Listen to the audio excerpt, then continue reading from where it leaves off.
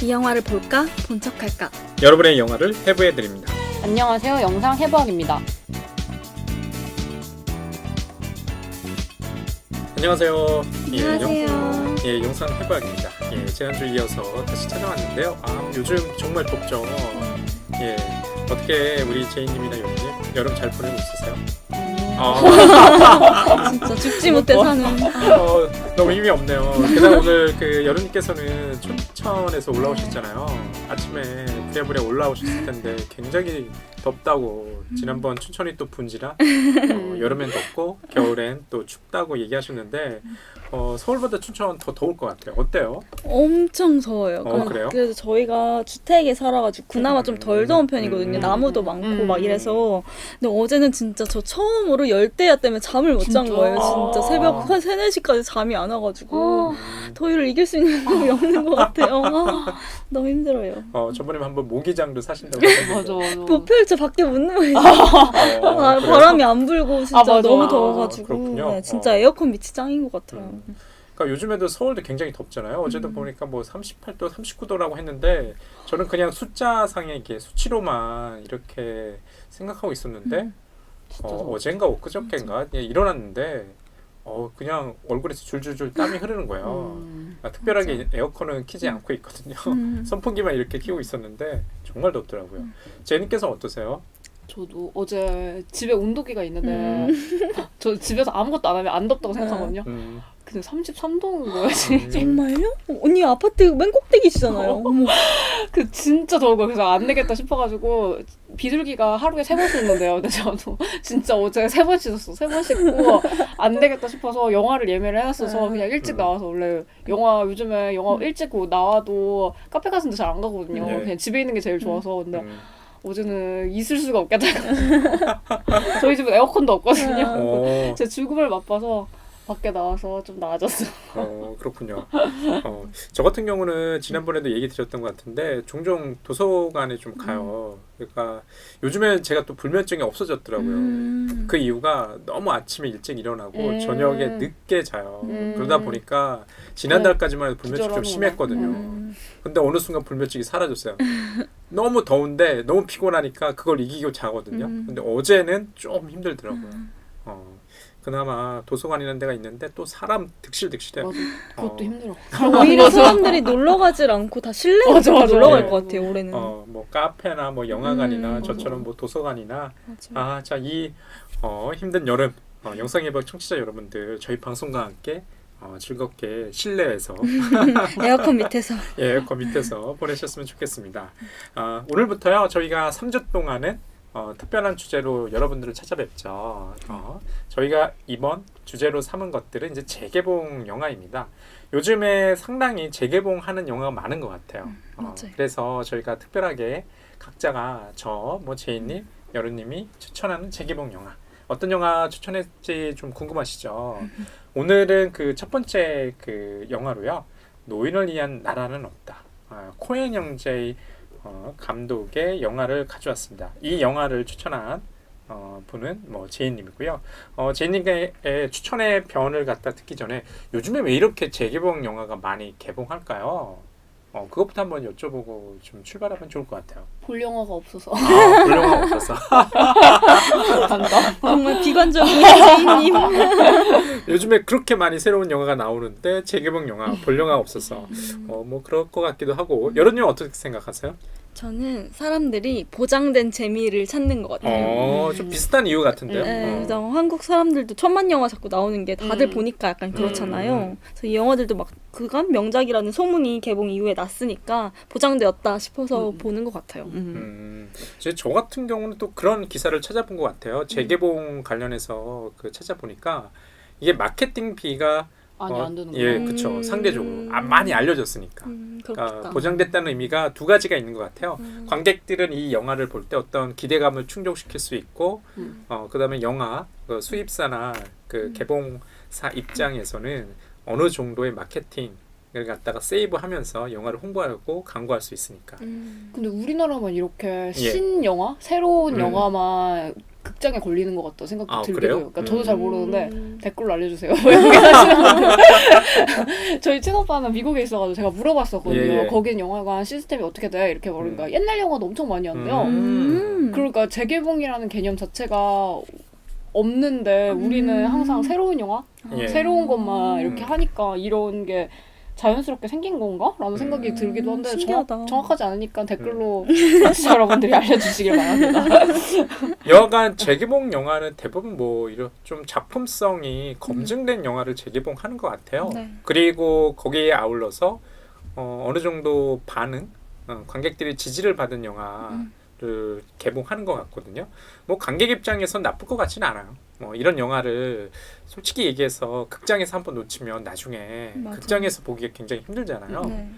저도 어제 또 영화 한 편을 봤는데 이게 극장에서 보는 기분이랑 집에서 방에서 이제 이런 사각 노트북으로 보는 기분은 전혀 다르더라고요.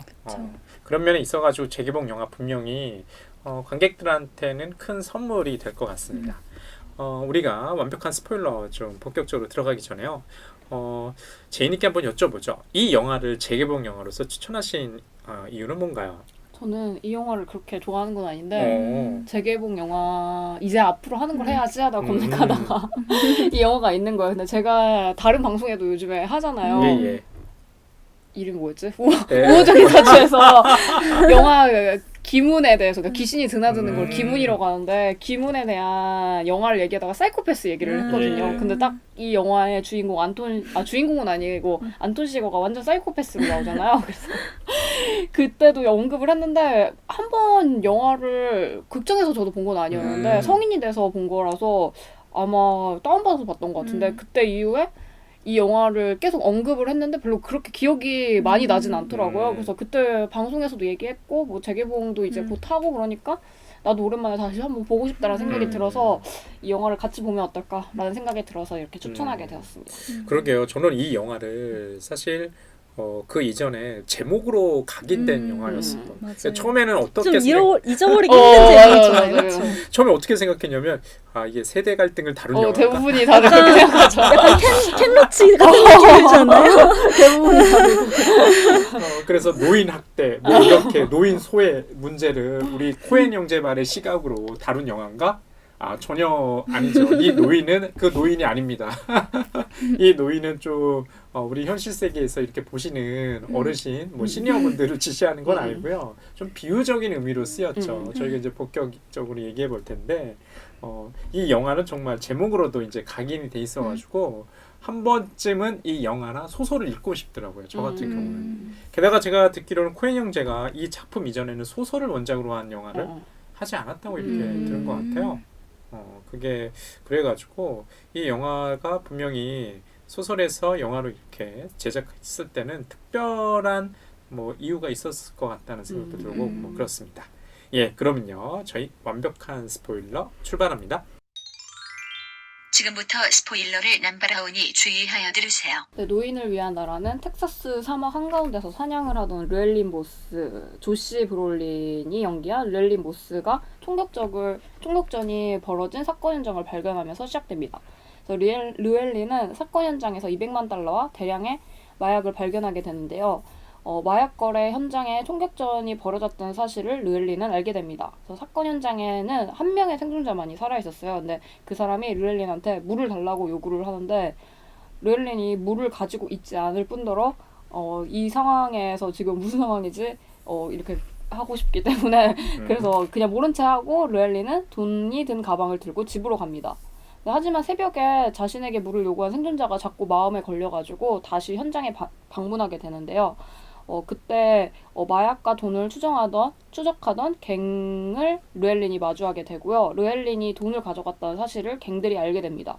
그래서 갱들과 함께 돈을 추적하던 안톤 시거, 하비에르 바르뎀이 연기한 안톤 시거가 역시 르엘린을 쫓게 되고 그리고 보안관 에드 톰벨, 토미리 존스가 연기하신 에드 톰벨이 부보안관과 함께 이 사건을 추적하면서 영화가 시작되는 이야기입니다. 예. 지금 완벽한 스포일러 대략적인 그 줄거리를 제이님께서 말씀해 주셨어요. 그러니까 이 영화는 뭐 잘 설명하셨다시피 우리가 스크린에서 익숙한 배우들이 정말 많이 나오죠. 뭐 토미니 존스, 에드 톰벨이라는 보안관 역할, 그다음에 살인자 역할로 나오는 하비에르 바르뎀. 저희도 그 하비에르 바르뎀 나오는 영화 한 편 했었잖아요. 맞아. 예, 마더. 예, 마더를 했었죠. 게다가 요즘에 굉장히 어벤져스에서 핫한 배우신 조스 브롤린. 어벤져스인지 몰랐어요, 저. 몰랐어요? 어디 어벤져스에서 어디 무슨 역할이에요? 가장 최근 역할로 나왔던 그 뭔가요? 앤트맨? 악당 역할. 악당? 그 앤트맨 말고 그 전에 뭐였죠? 가오갤? 예. 가오갤에서 아빠로 예, 나왔던 거 예, 같기도 하고. 가오갤에서도 나오셨고요. 그 다음에 그 좀 뭔가요? 그 뭐 기억이 잘 안 나네요. 그 앤트맨 전에 또 나왔던 그 좀 시리즈 있잖아요. 데드풀? 뭐 이런 거. 예, 데드풀의 그 악당 역할. 아, 그래요? 악당 역할. 역시 악당은 기억되지 않는다. 게다가 조시 브롤린 같은 거 시카리오. 예, 맞아. 정말 핫하시죠, 이분. 마초적인 이미지. 게다가 우디 헤럴슨. 또 익숙한 배우죠. 우디 헤럴슨도. 그래서 여기 나오는 배우들이요. 좀처럼 한 영화에서 다 볼 수 있는 배우는 아닌 것 같더라고요. 뭐 캐스팅 비하도 상당히 많더라고요. 특히 이제 살인자 역할로 나왔던 이제 하비에르 바르뎀. 굉장히 좀 하비에르 바르뎀 같은 경우 이 사람이 미국인인가? 아니면 다른 나라 사람인가? 좀 국적이 정체 불명이고요. 뭐 실제로도 하비에르 바르뎀은 뭐 스페인 배우잖아요. 워낙인 영어권 영화에서도 많이 출연하기 때문에 잘 모르실 것 같기도 하지만 이 영화 속에서는 굉장히 이 배우들의 앙상블을 볼 수 있는 영화입니다. 이것만으로도 굉장히 흐뭇한 영화인 것 같긴 해요. 네. 자, 어떤 이야기부터 한번 출발해볼까 생각해보니까 코엔 형제의 이 영화 속 스타일 뭐 우리 제이님께서 추천하셨으니까 뭐 전작 뭐 다른 작품과 관련해서 좀 말씀해 주셨으면 좋을 것 같아요. 저는 되게 다른 장면이긴 했는데 이 풀샷이 되게 많이 나오잖아요. 풍경 같은 게 되게 많이 나오잖아요. 근데 저는 특히 진짜 잔인하게도 살인사건 현장이 너무 조형적인 아름다움이 있는 거예요. 아름답다. 그러니까 그 차량도 두 개 이렇게 있고, 그러니까 두 무리가 이렇게 싸운 거니까 차량이 두 개 있고 시체들이 이렇게 널브러져 있는데 되게 잘 널브러져 있더라고요. 완전 짜여져 있는 느낌이죠. 구도가 잘 맞다. 그래서 그걸 보면서 갑자기 파고가 생각이 났거든요. 저는. 근데 파고에서도 되게 잔인한 살인 사건이 일어남에도 불구하고 되게 그 눈밭에 설원의 아름다운 풀샷들이 되게 많이 나오잖아요. 그러니까 그런 것처럼 약간 저는 노인을 위한 바다는 느낌이 다르긴 하지만 되게 건조하고 더운 느낌이고 황토밭이고 약간 이러긴 한데 좀 자연스럽게 파고가 생각이 나더라고요. 그리고 저는 그 처음 봤을 때 이 영화를 처음 봤을 때 되게 무섭다라는 생각밖에 안 했는데 다시 보니까 되게 웃긴 거예요. 약간 블랙 코미디의 요소가 나름 있는 것 같아가지고. 정말요? 도대체 어떻게 바뀌어요? 그 보안관이랑 그 둘의 부보안관이랑 그 토미니 존스가 연기하시는 에드 톰벨이랑 같이 그 케미라던가 약간 그런 게 좀 엉성한 느낌이 나가지고 저는 그게 좀 웃기더라고요. 그러니까 물론 그 안톤 시거랑 르엘리 모스 굉장히 진지한데 그래서 저는 되게 자연스럽게 약간 파고가 생각이 나서 이 두 작품을 비교하면서 보면 되게 재밌을 것 같다는 생각도 들더라고요. 그리고 그 영화에서도 보안관이 되게 뒤로 빠져있는 듯한 느낌이 나는데 여기서도 되게 보안관이 그냥 주변에서 맴돌기만 하잖아요. 그러니까 그런 점에서 비슷한 것 같아서 좀 대비되지만 좀 다른 약간 그런 재미가 있어서 딱 약간 코엔 형제 다들 막 이렇게 무서운 영화를 만들었어 이렇게 말하지만 저는 느낌이 있는 것 같다는 생각을 많이 했던 것 같아요. 근데 의외로 이 영화를 제이니처럼 웃기다 그러니까 개그 를 발견하시는 분들이 있어요. 그래요? 제가 전 머리 스타일밖에 모르겠어요. 약간 덩어리 삼룡이처럼 바보의 이미지잖아요. 바보의 이미지잖아요. 정준하 씨가 가발 쓰는 것 같은 느낌. 그런데 굉장히 그 좀 독특해요. 이 영화가 아까 제이님 설명하셨던 것처럼 이 영화의 오프닝은 지금 토미니 존스가 맡은 그 에드 톰벨의 보안관의 그 보이스오버로 시작하잖아요. 처음엔 저는 그게 에드 톰벨이 잘 몰랐거든요. 오히려 그 모스의 그 보이스오버인가 했는데 보이스오버는 이제 모스 조스 브롤린이 맡았던 모스가 하는 것들이 아니라 토미니 존스의 보이스오버예요. 그러면서 그 사막 여기저기를 갖다가 보여주잖아요. 그래서 그 광활한 그 대지, 그 사막, 그 건조한 느낌을 보여주는데 이 영화 끝나고 나서는 그렇게 생각나는 이미지가 저는 잘 없더라고요. 그것도 좀 이상한 거긴 한데 아까 제이님께서 언급하셨던 그 감독 코엔 형제의 전작 그 파고와 좀 비교해 주셨잖아요. 저도 파고를 봤거든요. 저 기억나는 것은 시체를 갖다가 그 뭔가요? 정육 가는 거에 그것밖에 기억이 잘 안 나요. 다른 건 하나도 기억이 안 나는 거예요. 거기서도 보안관이 나오고 경찰이 나오고 이 영화에서도 좀 비슷하긴 한데 자 어떻게 그 이 감독 코엔 형제 우리가 다뤘었잖아요. 인사이드 루이. 예, 인사이드 루이. 어떻게 우리 연우께서는 좋아하시는 감독 내지는 스타일이신가요? 아니요.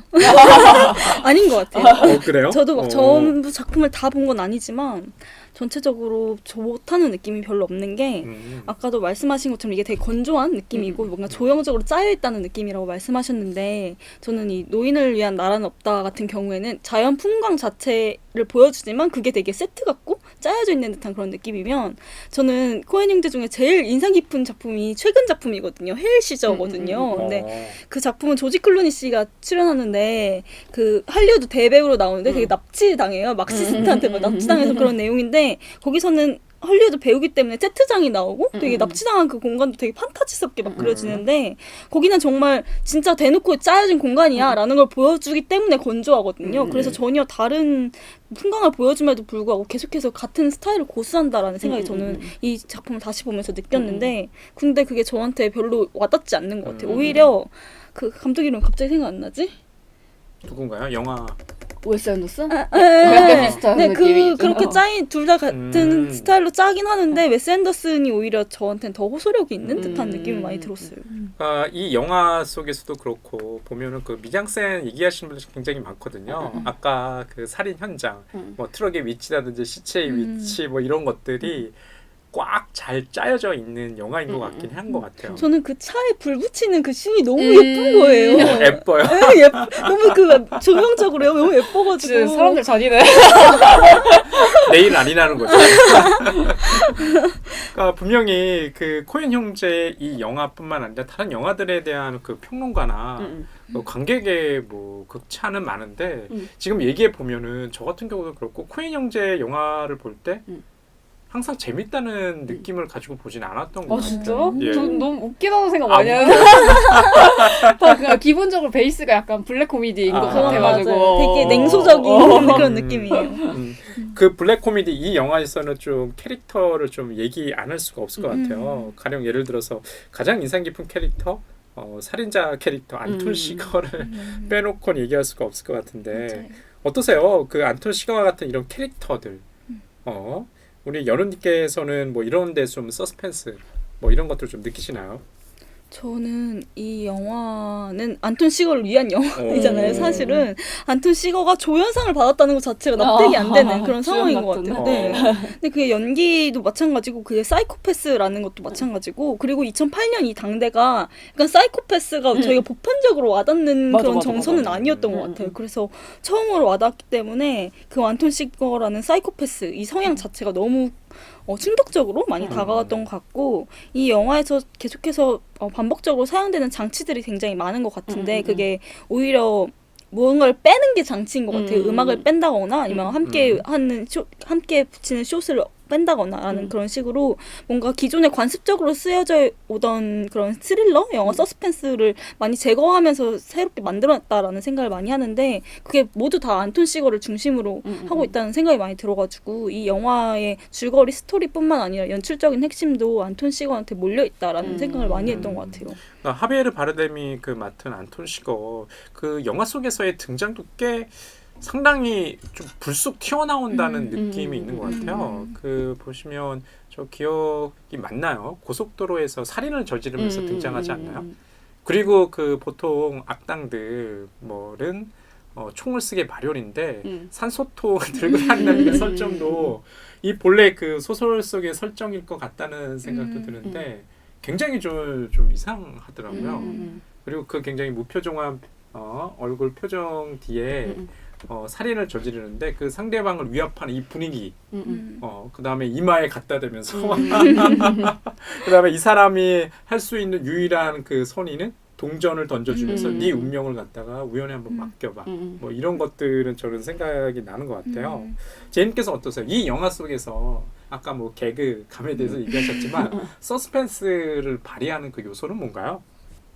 저는 서스펜스의 최고봉이 느껴지는 이유 중에 하나가 관객만 미치게 만들어요. 그들은 굉장히 평온해. 근데 나만 미쳐. 약간 그런 게 그런 느낌 이유 중에 하나가 르웰린, 안톤 시거 그리고 보안관이 직접 대면하지 않고 만드는 그 쇼트들의 구성이라고 저는 생각하거든요. 그래서 교차 편집이 굉장히 많아요, 이 영화에서. 그래서 가장 결정적인 그런 서스펜스가 생성되는 부분이 그 안톤 시거가 모텔에서 추적기로 르웰린이 환기구의 그 돈 숨긴 모텔에 도착하잖아요. 그래서 그때 총질을 하기 전에 교차 편집으로 계속 긴장감을 막 보여줘요. 근데 총질 후에 르웰린이 이미 돈을 튀고 갔는데 그걸 안 보여주고 당연히 르웰린 여기 있을 거야. 우리 이렇게 어떡해 이러고 있는데 없어가지고 어이구 없네. 약간 이런 딱 놓쳐버리는 그런 순간들을 약간 편집으로 많이 보여주는 것 같아가지고 약간 그런 게 되게 재밌었고 그리고 저는 이게 되게 조금 가치 있는 이유 중에 하나가 또 나중에 그 다음에 또 모텔을 가는데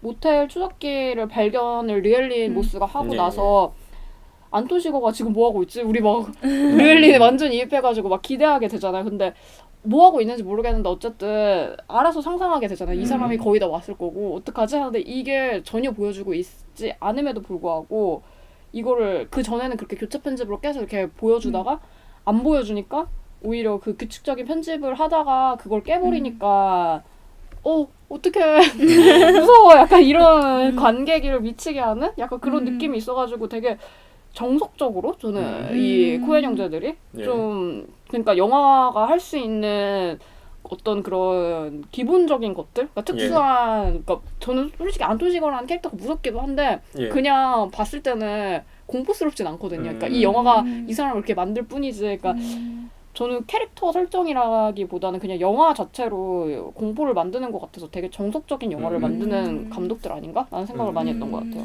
지금 이제 듣고 보니까 지혜님 말씀하시는 것처럼 이 영화는 뭐 촬영도 촬영인데 그 편집상에 있어가지고 교차 편집 아까 뭐 말씀하셨던 것처럼 여기 등장하는 인물이 하나의 숏에 동시에 잡히는 경우가 없다는 뭐 지적을 해주셨잖아요. 그럼에도 불구하고 한 인물이 나왔을 때 그 인물이 그 주변을 서성일 것 같은 긴장감을 관객한테 선사한다는 거. 이거 분명히 굉장히 코엔 형제만의 어떤 능력 같아요. 이 편집으로 관객한테 어떤 효과를 줄 수 있다는 거. 그렇게 생각해보면 이 영화 굉장히 흥미롭다는 생각도 좀 드네요. 저는 이 영화를 지난주에 토요일 날 밤에 혼자서 봤거든요. 혼자서 봤는데 무섭다는 생각은 거의 없었어요. 자꾸 무디어져 가요. 무서운 영화, 너무 잔인한 영화가 요즘에 많아서 이 정도는. 그러니까 내가 그 내면에서 좀 땀도 흘리고 뭐 긴장도 이렇게 해야 되는데 이 영화를 보면서 아까도 그런 얘기 하셨잖아요. 내일 아니니까 너무 거리를 뛰어나가 몰입해서 안 보고 뚱 떨어져서 이 영화를 보니까 좀 그런 것도 좀 있는 것 같고요. 이 영화가 기본적으로 미국의 텍사스를 배경으로 하는데 굉장히 낯선 것 같아요. 제가 이제 몰입하기에는 그런 것들도 좀 있지 않나요, 제이님? 저는 그 가장 유명한 동전 던지기 씬 같은 경우에도 약간 이 나라가 총기의 소지가 가능하기 때문에 약간 그래서 무섭더라고요. 그러니까 이 사람이 갑자기 핀트가 나와가지고 무섭게 굴잖아요, 그 종업원한테. 근데 그게 우리나라였으면 안 무서웠을 거거든요. 근데 왠지 갑자기 총을 꺼낼 것 같다는 생각이 들기도 하고, 그리고 미국도 어쨌든 대륙이니까 그 미국이라는 이미지를 생각했을 때 그냥 큰 대로변에 아무도 없는데 사람 안 다니고 그냥 차만 휙휙 한 대씩 다니는데 가게 하나가 있고 왠지 나 혼자 있는 그런 분위기를 만드는데 미국이라는 그런 특수한 그런 지역 때문에 약간 그런 느낌이 있어가지고 더 그 동전 던지는 씬이 더 무섭지 않았나? 라는 생각이 많이 들더라고요. 연우께서는 어떠세요? 그 이 미국만의 어떤 특수성? 약간 지역성이라고 해야겠죠. 지금 제이님께서 말씀하신 것처럼 굉장히 다양한 사람들이 살고 이렇게 외딴 곳 같은 미국이더라도 그 출신에 따라서 전혀 다른 기후와 환경에 이렇게 처해 있잖아요. 아마도 여기는 그 멕시코와 접해 있는 뭐 경계인 것 같아요. 뭐 실제 영화 속에서 보시게 되면은 모스가 그 총격전에 그 피해서 잠깐 그 멕시코로 갔다 이렇게 돌아오는 장면이 좀 네. 있잖아요. 그런 것들이 이 영화 속에서 미국만의 어떤 특수성을 좀 보여주는 것 같기도 하고 아까 동전전지기 말씀하셨는데 그것도 참 이상하더라고요. 어떻게 생각하시는지. 저는 그런 미국이라는 보여지는 공간적인 그 배경도 중요하지만 이 인물들이 가지고 있는 그런 미국적인 설정도 중요한 것 같아요. 보면 그 르웰링 같은 경우에도 베트남전에 2번이나 네, 참전한 이력이 있고 그리고 안톤 시거 같은 경우에도 원래 군인이었다라는 썰이 있더라고요. 그래요? 네. 그리고 에드 톰벨도 원래는 어울린다? 베트남전에 한번 참전을 했었다 뭐 이런 그런 얘기가 있어요. 그래서 뭔가 그런 전쟁에 대한 트라우마? 나 그런 역사 현장에서 놓여져 있는 인물들이 되게 명백하게 나온다는 생각을 많이 했어요. 그래서 그 멕시코를 넘어갈 때도 물어보잖아요. 베트남전 참전했었냐고 이렇게 물어보거든요. 그래서 어디 소속이냐고 네. 신분증이 없으니까. 네. 그게 너무 이상하다라는 맞아, 생각이 맞아. 많이 들더라고요. 그러면서 나 베트남전 갔다 왔고 어디 소속이었다라고 말을 하니까 그런 전쟁에 참여했다는 사실만으로도 그 사람이 신분이 생겨가지고 이 사람 잘 모셔다줘 약간 이런 상황이 펼쳐진다는 것 자체가 되게 이질적인 느낌이 많이 들었고 그래서 그런지 저는 이 영화 제목에 노인이 나와서 그런지 자꾸 막 태극기 부대 생각나고 뭔가 그 사람들이 자신이 역사를 관통해 와서 그걸로 자신의 신분을 보증하려고 하는 듯한 그런 노인들의 한국 사회가 갑자기 되게 많이 생각이 나더라고요. 그래서 되게 이게 미국적이지만 그냥 노인이라는 역사라는 걸로 보면 되게 보편적인 이야기로 해석할 수도 있겠다라는 생각을 오히려 했던 것 같아요. 지금 이제 듣고 보니까 좀 재미난 것 같아요. 그러니까 미국적인 것이 여러 그 소재나 이런 공간에서 등장하는 것 같은데 일단은 맨 처음에 말씀하셨던 공간, 그 다음에 시간적인 것이라고 얘기한다면 지금 여기 등장하는 모든 캐릭터들이 전쟁에 참여했다. 그러니까 미국이라는 나라를 곰곰이 생각해 보시면 미국이 세계적인 뭐 헤게모니, 패권을 잡은 게 뭐 20세기 이후잖아요. 아마 1차 세계대전 뭐 이후 이렇게 세계 전쟁을 거치고 나서 미국은 뭐 개입하지 않는 전쟁이 없죠.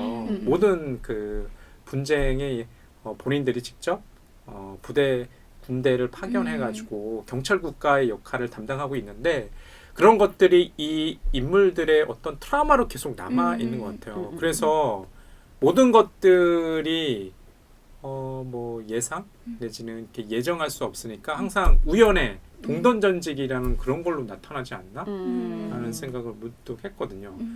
이 영화가 주는 메시지 뭐라고 생각하세요, 제이님? 글쎄요. 주로 이제 제이님께서는 아까 서스펜스 관련해 가지고 뭐 어떤 편집이라든지 아니면 감독의 이제 전작 아니면 이런 공간적인 것으로부터 설명을 해주셨는데 그런 것들이 지금 어디 하나로 수렴되는 것 같아요. 과연 코엔 형제가 바라보는 미국. 아까도 이제 총기 뭐 이런 거 말씀하셨잖아요. 우리나라는 그렇게 총기 사고라는 게 굉장히 익숙지 않은 뉴스지만 미국 같은 경우는 굉장히 자연스러운 것 같아요. 그러니까 언제 이 사람이 생애의 갈림길에 설지 몰라. 이런 것들이 이 영화 속에서는 좀 보이는 것 같고 아까 그 대목 중에 편의점인가요? 가게에 가서 안톤 시거가 그 가게 주인과 대하는 대목 있잖아요. 그러면서 아마 살인이 저지를 것 같은 이런 분위기를 막 풍겨요. 그러다가 당신한테 기회를 주겠다고 얘기하면서 동전을 던지면서 앞인지 뒤인지 물어보잖아요. 다행히 그 운이 맞췄죠. 그러면서 동전에 대해서 막 썰을 풀잖아요. 이 동전을 잘 보관하라고. 당신 인생의 행운이다. 다른 동전에 섞여 있으면 안 되지 않느냐. 그리고 마지막에도 그 모스의 부인인 그 칼라진 모스인가요? 칼라를 찾아가서 또 그러죠. 당신한테 기회를 주겠다. 그런데 그 마지막에 나오면서 총성이 울려요. 살인이 이제 벌어졌다는 거겠죠. 그래서 여기 보면은 이 동전전지기도 저는 이 영화가 주는 좀 메시지인 것 같다는 생각을 좀 많이 가졌어요. 미국이라는 사회가 정말 노인이 상징하는 그런 가치에 의존해서 운영되는 사회가 아니라 어떤 우연에 의해서 특히 돈이라는 것에 따라가는 사회이기 때문에 그렇기 때문에 이런 것들이 코엔 형제가 곳곳에 좀 숨겨두지 않았나? 저는 이런 생각했거든요. 여러분께서는 어떻게 생각하시나요? 이 영화 메시지. 저도 그 동전이 되게 중요하다라는 생각을 많이 했던 것 같아요. 그 휴게소 장면이 제일 이 영화에서 제일 공포스러운 장면이다라고 많이 평을 받기도 하는데 그때 동전에 대해 설명할 때 1958년 동전인데 22년이 걸려 여기 왔다라면서 그런 시간의 흐름과 그 자신의 궤적을 되게 설명한다라는 느낌이 많이 들었어요. 근데 그 사람을 살려주면서 그걸 되게 행운이다라고 말을 하지만 저는 아까도 말했듯이 이 인물들 다들 참전한 경험이 있으면 그건 결국엔 자기 친구들도 동전이 그냥 뒤집어진 것처럼 그냥 살아남은 운이 다른 사람들이라는 생각이 들거든요. 근데 그거 자신의 살아남음을 그렇게 동전 하나로 그냥 표현하는 거잖아요. 그 한참 시간이 흐른 후에 그게 되게 무기력하게 느껴지더라고요. 그래서 오히려 그 안톤 시거의 캐릭터가 자신의 돈을 쫓아서 행동하고 있긴 하지만 굉장히 무기력한 인간 군상을 보여준다라는 생각을 많이 했던 것 같아요. 또 특히 에드나 뭐 안톤이나 르웰린이나 모두 다 다른 모습을 보이고 있긴 하지만 이 사람들이 다 무기력하다라는 생각을 많이 했어요. 르웰린은 또 행운 200만 달러라는 행운을 얻었지만 동시에 자신이 죽음을 얻게 되는 불행까지 동시에 얻게 되고 또 안톤 같은 경우에도 목표를 향해서 거의 다 다가왔지만 결국엔 이르지도 못하고 또 되게 황당하게 신호도 잘 지켰는데 갑자기 신호위반 차량한테 교통사고를 당하잖아요. 그것도 되게 허무한 결말이고 또 에드도 그냥 꽁무니만 쫓다가 늙어버린 보안관의 모습을 보여준다는 점에서 그냥 되게 무기력한 인간 군상 아니면 그냥 미국의 현실을 보여준다라는 생각을 많이 했고 또 그게 또 선의를 베푸는 행위가 또 다른 결과로 계속해서 변주된다는 것도 그런 것 같아요. 아까 말했던 그 휴게소의 사장님도 그냥 아무 생각 없이 손님한테 툭 하고 농담처럼 던진 걸로 자기 진짜 죽을 뻔하고 그러니까 어디서 왔냐고 그냥 질문했는데 그리고 또 처음에 마지막에 안톤 시거가 팔이 부러지고 나서 소년들이 갑자기 와가지고 도와주게 되는데 옷을 주는데 돈 안 받겠다고 해도 막 돈을 쥐어줘요. 그래서 그냥 선의로 한 건데 돈이 생기니까 둘이 갑자기 막 다투면서 사라지는 모습도 그렇고 르웰린이 처음에 고통에 빠지게 된 것도 물을 주러 가는 그 선의 행동을 하기 위해서인데 계속해서 그게 어긋나잖아요. 그것처럼 뭔가 수많은 변수 속에서 자기 맘대로 아무것도 안 되는 그런 무기력한 인간 군상들을 그렇게 다양한 설정들을 통해서 보여주고 있다라는 생각이 많이 들었어요. 그러니까 무기력하다고 말씀하셨는데 저는 생각나는 캐릭터는 뭐 토미니 존스가 연기하는 그 보안관 같아요. 이 보안관의 입을 통해서 직접적으로 그 어떤 과거의 가치가 지금은 전혀 쓸모가 없다. 그리고 내가 어릴 때 믿었던 가치, 뭐 노인이 되면 더 세상을 잘 이해할 수 있을 것 같았는데 전혀 그렇지 않더라. 이 보안관이라는 캐릭터, 토미니 존스가 맡은 에드라는 캐릭터는 어떻게 생각하세요, 제이님? 저는 이 영화를 진짜 오랜만에 다시 본 거였거든요. 나 이 토미니 존스가 나온다는 걸 알았는데 계속 안 나오는 거예요. 그래서 내가 잘못 기억한 건가? 라는 생각을 했는데 어쨌든 저는 다운받아서 본 거니까 이 타임라인을 확인이 가능해서 언제 나오지? 계속 확인했거든요. 근데 진짜 거의 절반이 한 30분 지났을 때 나왔나? 그러니까 약간 그래서 저도 아까 말씀하신 그 나레이션이 누가 말하는지 몰라가지고 맞아요. 처음에는 대체 누가 말하는 거지? 라는 생각을 했었거든요. 그래서 되게 보안관이 엄청 능력이 있는 사람이잖아요. 실제로는. 그래서 그 부보안관은 약간 좀 바보처럼 나오는데 되게 안톤 시거가 르웰린 집을 방문했을 때 추적할 때도 보면 똑같이 이 사람이 방금 왔다 갔고 여기서 이런 행동을 했을 거야 라는 거를 알 정도로 되게 능력 있는 보안관임에도 불구하고 되게 어쨌든 르웰린의 가족을 도와주려고 노력도 하고 르웰린을 보호해주려고 노력을 하는데 결국에는 그래도 실패하고 마는 모습 그리고 별로 그렇게 크게 힘이 느껴지는 듯한 공권력이 아예 사라진 것처럼 약간 거의 느낌이 없으니까 좀 방관자 느낌에 지나지 않나? 라는 생각이 들더라고. 근데 결국에 살아남는 건 근데 또 보안관이잖아요.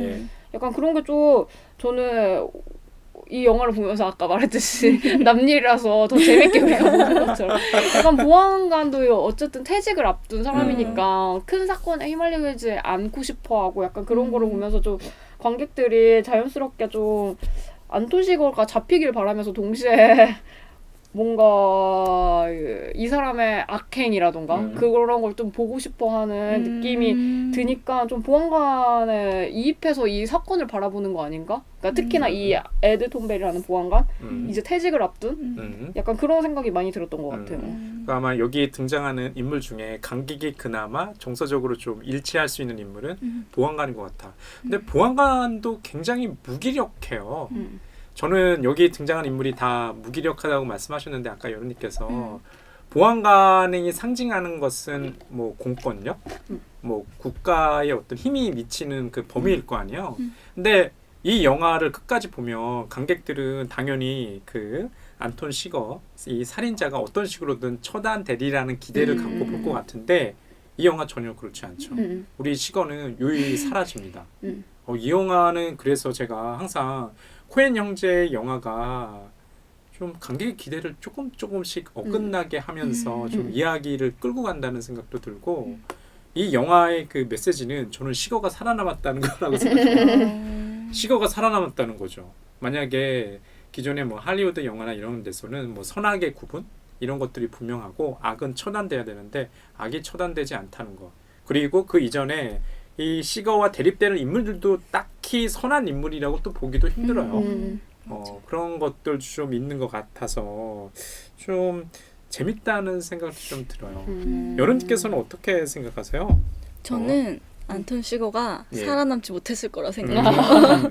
그 이유가 마지막에 안톤 시거가 그렇게 뼈가 그렇게 되고 나서 옷을 봤잖아요. 예. 그게 저는 그 전에 르웰린이 가운 차림으로 옷가게 가서 옷 얻잖아요. 그게 예. 되게 겹쳐지더라고요. 그래서 뭔가 같은 운명이 되지 않을까라는 생각에서 오히려 열린 결말로 가가지고 오히려 그 안톤 시거는 죽지 않고 어쩔 수 없어. 우리 그렇게 죄를 저질렀으면 죽게 될 거야라는 권선징악이 그래도 나름은 있는 작품이 아닐까라는 생각을 되게 많이 했던 것 같아요. 근데 그게 참 마지막에 우리 시거가 칼라진 모스를 살인하고 운전하면서 나올 때 무슨 일이 벌어질 것 같은 그런 느낌은 있는 것 같아요. 차에서 주변을 갔다가 이렇게 두리번 거리면서 차를 운전하는데 그 교통사고도 굉장히 갑작스럽고요. 그 교통사고에 본인이 그 대처하는 방식도 굉장히 자본주의적인 것 같아요. 아까 말씀하셨던 것처럼 그 두 꼬마가 굉장히 걱정하면서 자신의 옷을 벗어주면서 한 꼬마가 그냥 이거 당신의 나의 선의다. 그냥 가져가라에도 불구하고 돈을 건네주고. 그러니까 이게 보면은 이 사회가 굉장히 미국적인 사회라는 게 미국적인 가치라는 게 어느 순간부터는 돈에 의해서 좀 좌지우지 되는 것 같아요. 왜냐하면 이 영화 2007년도에 제작됐거든요. 그러니까 2008년도 우리 청취자 여러분 생각해 보시면 금융위기였어요. 금융위기가 이제 2008년도에 터졌죠. 그러니까 그런 것을 좀 예견하는 영화처럼도 좀 보이고요. 제 생각은 그러니까 미국적인 가치가 과연 무엇인가라고 했을 때 코엔 형제만의 좀 응답 같다는 생각도 들었어요. 여하간 뭐 지금 사회는 모르겠어요. 저희가 자본주의 역사를 이렇게 쭉 훑어보면은 지금은 분명히 미국이 패권을 가지고 있고 헤게모니를 가지고 있지만 점점 깨져나가는 거 아닌가? 라는 이제 느낌이 있습니다. 거기에 또 일조하신 게 우리 또 트럼프잖아요. 지도력을 많이 상실했죠. 그런 것들이 좀 보이는 것 같아요. 자, 그 밖에 이 영화의 이야기 속도는 어떠세요, 제이님? 이 영화는 그렇게 글쎄요. 이 러닝타임 한 2시간 정도 되는 것 같은데 특별히 그렇게 저는 또 어떻게 생각하면 사건이 많이 벌어진 것 같지 않은데 나름대로 이야기 또 속도는 빠르다는 이런 느낌을 보면서 이 영화를 봤던 것 같거든요. 저는 사건의 속도도 약간 이게 120분이니까 예. 기승전결로 나누면 30분씩 진행이 될 거 아니에요. 약간 예. 그것도 딱딱딱 맞춰진 느낌? 아까 조형적으로도 네. 지금 편집점 약간 그런지는 저도 확인 안 해봤는데 약간 그 정도로 약간 딱 그 120분이라는 구성 자체도 애매하지 않잖아요. 예. 물론 125분, 6분 이 정도였던 것 같은데 약간 그렇게 딱딱딱 느껴져가지고 저는 뭐 빠르지도 않고 느리지도 않은 그냥 딱 2시간짜리 영화 같다는 생각이 많이 들어가지고 그리고 이미 사건이 벌어진 채로 이게 이야기가 시작돼서 지루하다는 생각은 많이 안 들었던 것 같아요. 이게 지금 제인께서 언급하신 것처럼 군더더기가 없는 것 같아요. 저번에 저희가 그 어떤 영화였나요? 델타 보이즈 할 때 우리 제이님께서는 그런 평가하셨잖아요. 이 배우들이 어떻게 행동하는지 모르는 것 같고 이 2시간의 러닝타임이 그런 평가도 있어요. 너무 길다. 왜냐하면 너무 들어갈 필요가 없는 것들이 많이 섞여 들어가 있다. 그에 비해 코엔 형제는 영화를 잘 만든다는 게 이런 건가라는 느낌이 있는 것 같아요. 정말 모든 요소들이 필요가 있기 때문에 들어갔다는 이런 느낌이 있거든요.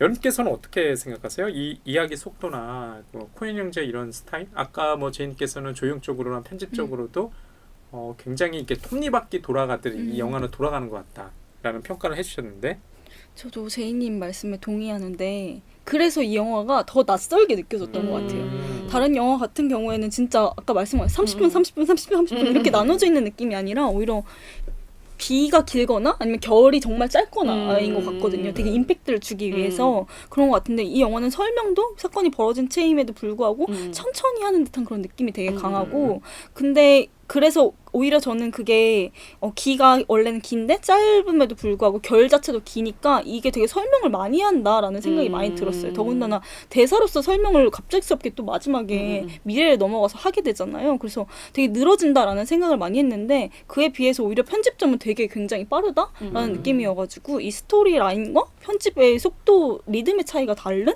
그래서 이 영화 자체가 되게 낯설게 느껴지는 작품이었던 것 같아요.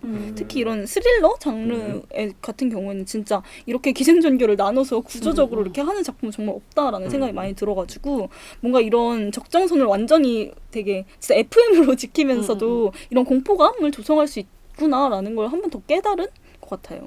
나 지금 듣고 보니까 그런 것 같아. 그러니까 코엔 형제 감독의 영화를 좋아하는 그 관객들이 어떤 분일까 문득 질문이 떠오르거든요. 그런 분들은 굉장히 영화 애호가인 것 같아요. 평론가들도 정말 코엔 형제 영화에 대해서는 10점 만점에 한 8점, 9점을 다 선사하거든요. 근데 왜 그럴까 생각해 보면 아까도 기승전결과 관련해서 그런 얘기 말씀하셨잖아요. 이미 제작 이전부터 모든 것들이 이 코엔 형제 머릿속에 모든 것들이 꽉 짜여져 있는 것 같다는 생각이 들거든요. 그러니까 의미가 없는 것들이 없는 거죠. 모든 이미지나 사운드나 편집이나 촬영이나 심지어는 그 인물 캐릭터까지 숨 쉰다는 느낌보다는 그냥 우리가 좋은 작품을 바라봤다라는 느낌이 더 강해서 한편으로는 저는 좀 그런 것 같아요. 이게 날것의 느낌은 없는 것 같아요. 아까도 이제 그 우리 제이님께서 그 살인 현장의 차와 그 시체의 위치에 대해서 말씀하셨죠. 그게 지금 생각해 보니까 저도 그런 생각이 들어요. 왜 그 차가 저런 식의 이제 구도와 시체는 저런 식의 제스처가 아니라 일종의 넓어져 있을까? 그런 것들이 좀 있는 것 같네요. 예, 오늘은 그 코엔 형제 노인을 나라는 없다를 가지고 얘기를 해봤는데요. 오늘부터 더 두 편의 영화를 더 재개봉 영화를 다룹니다. 오늘은 제이님께서 추천하신 노인을 나라는 없다. 예, 다음 주에는 제가 추천하는 재개봉 영화. 그 다음 주에는 여러분께서 추천하시는 재개봉 영화. 예, 선보일 테니까요. 청취자 여러분들 좀 기대해 주시고요. 예, 마지막으로 필터링입니다. 예, 오늘 뭐 이렇게 재개봉 영화 나눠봤는데요. 먼저 우리 여러분께 이 재개봉 영화 노인을 위한 나라는 없다. 예, 필름 필터링 한번 들어보겠습니다.